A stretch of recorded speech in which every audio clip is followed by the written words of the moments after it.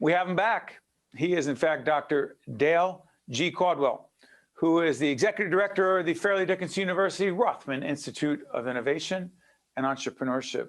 Good to see you, Doctor. Hey, Steve, it's great to see you again. And again, as I said, I admire all that you're doing, so it's an honor to be on your show. I am a fan of what you're saying. No, I'm like, hey, let's do this. Let's do this. Innovation and entrepreneurship. I'm obsessed by leadership.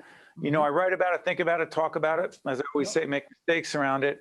What is the connection between innovation and leadership? And then we'll do entrepreneurship.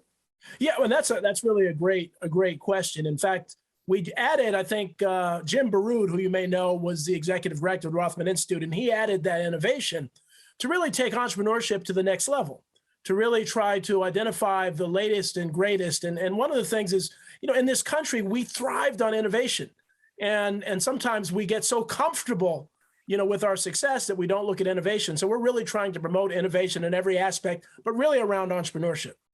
Okay, so let me follow up on that. I often say in leadership seminars and in my leadership coaching in another life I have outside of broadcasting that, quote unquote, the status quo, even when you're doing well, is not really an option. It's not actually a good option, because if you're not evolving, if you're not innovating, you're going backwards. And I don't want that turned into a long-winded plaque somewhere. I really believe that in our industry, university life, whatever. Do you believe the status quo is not really an option? It's not only not an option, see, but what's happened over time is it's become even less an option. You know, when we were young kids growing up, there was more. Technology has made things move so quickly. You know, we're now working in avatars. We're now doing things, and you see the rate of change has accelerated. So if you aren't moving forward, not just even, you know, a little bit, you have to be moving forward a lot. So you have to innovate, and innovation needs to be the standard. And so change is not a question of whether you accept change. It's whether you embrace it and drive it. And I would argue that, and again, I'm not going to turn it into a leadership seminar with you, but I have a feeling you and I could go back and forth for a long time about this, that too many people that I'm around professionally in all walks of life, they'll wait to be told what to do. That's not only not leadership, that's the opposite of innovation, correct? That's the opposite of innovation. And frankly, people are looking for people. I don't care if you're an administrative assistant. I don't care if you're a CEO, of people who are thinking outside of the box, who are thinking around the corner. And that's the way, and you work with a lot of young people, I work with a lot of young people, and that's what we need to let them know, is that you've got to be thinking about tomorrow, today. Before I go into entrepreneurship, and even though this is a not-for-profit, I love when people call it, oh, the Caucus Educational Corporation, you're a not-for-profit.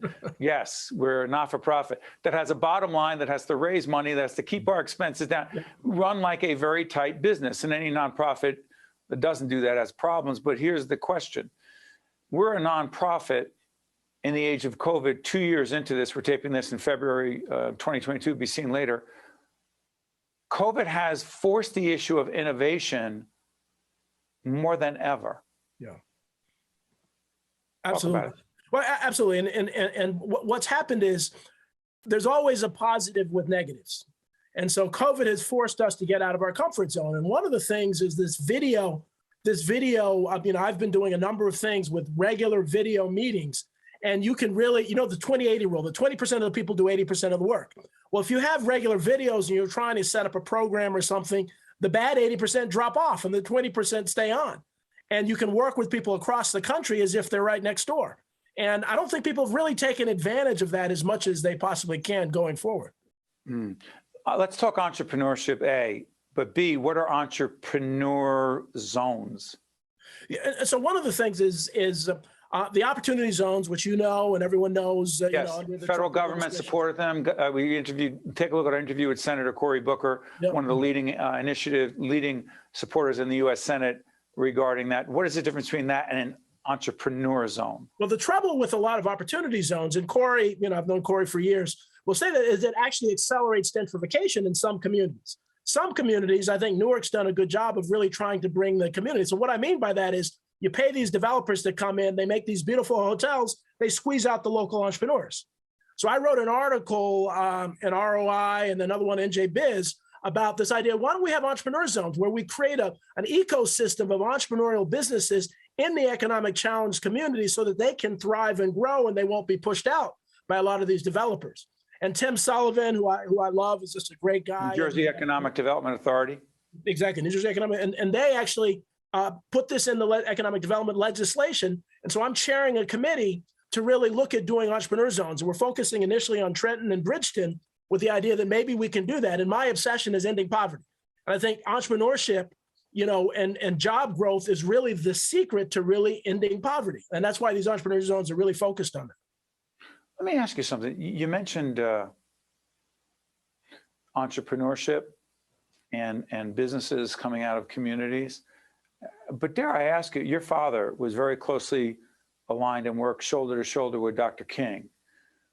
Dr. King was a big advocate of economic entrepreneurship and its connection to civil rights. Do I have that right? Absolutely. Absolutely. And so my dad was in the March on Washington, and the March on Washington was for jobs and freedom. And so Dr. King and the Poor People's Campaign around that. And so if he were alive today, he would go full force on entrepreneur zones, full force on turning communities around, because the reality is IBM's not going to move into the poorest sections of Newark and hire 10,000 people. It has to be the local businesses that are thriving, that are innovative, that are meeting the needs of the community, that can do trauma-informed job training and give people jobs. And so I think this is an extension of the civil rights movement, Steve. I really think that entrepreneur zones is the next iteration of where this movement can go. I'm going to ask you about the work with veterans in just a moment, but I'm curious about this. Your passion for innovation, entrepreneurship, and everything connected to that, tied to the larger civil rights fight that goes on as it should. Where does it come from? Does it come from your dad? It comes from my dad, but it also comes from experiences. I've been on the New Brunswick Board of Education for 22 years now. I'm president of the board right now. I actually had an opportunity to be the head of school at the Village Charter School, Steve, and in Trenton. It was 90% free and reduced lunch, 90% African-American, and many of our kids, and I talked to Raz Baraka, the mayor of Newark, about this, had what looked like it was post-traumatic stress disorder, PTSD. And so I actually coined a term called urban traumatic stress disorder and found that mindfulness actually helps folks and adults focus. And so the idea is that trauma-informed entrepreneurship training, trauma-informed job training, bringing in mindfulness. And so I really saw firsthand how when you help people thrive, then their lives are transformed, that they feel good about who they are and where they go. And I think that as the politicians in the world should be really focusing on making entrepreneurship and job creation job one. Before we end the program, I want to ask you about this Veterans Initiative. What is it? Veterans Launching Ventures? What is it?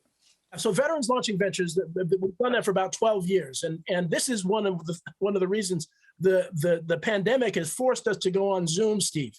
And so we had about 12 to 20 people in person. We had to go on Zoom. The program expanded to 25 states and 3 countries. We had an article in a Veterans Administration paper a few weeks ago that convinced 500 people to apply to our program. So we quickly had to pivot. So we went from one veteran program where we are training veterans or immediate family members, a 9-week program on developing a business plan and growing their business. So we've now have expanded that to 3 programs so we can accommodate the need. There are veterans out there who are looking to create their own business so they can survive. So it's interesting. For years, got a minute left. Let's find a job for a veteran. A veteran needs to get a job. Yes, that's true. But you're saying there's another way. There's another way. And many of these entrepreneurs, if given the support they need and the guidance, are extraordinary entrepreneurs. And they can create their jobs. Training. Look at their training. Look at the discipline that they have, and that is the foundation of successful entrepreneurship. So this veterans program should really be a major investment of corporations and government going forward. Dr. Dale G. Caldwell is Executive Director of Fairleigh Dickinson University's Rothman Institute of Innovation and Entrepreneurship. As a student, not only of leadership, but obsessed with entrepreneurship and innovation, or we wouldn't be here right now. That's not about me. That's about our team. So I feel like Dr. Caldwell and I are speaking the same language. And I look forward to future conversations. All the best, Doctor. Thank you. Thank you. Thanks for this opportunity. Take care. Take care, everybody. You got it. Stay right there. I'm Steve Adubato. That's Dr. Caldwell. We'll see you next time. High-quality childcare for infants and toddlers is essential for working families, businesses, and the economy. An investment in childcare is an investment in the workforce. We have the opportunity to reimagine childcare by making it more affordable, accessible, and equitable. It's time to build back better. Learn more about the Reimagine Childcare campaign by visiting the website at reimaginechildcare.org.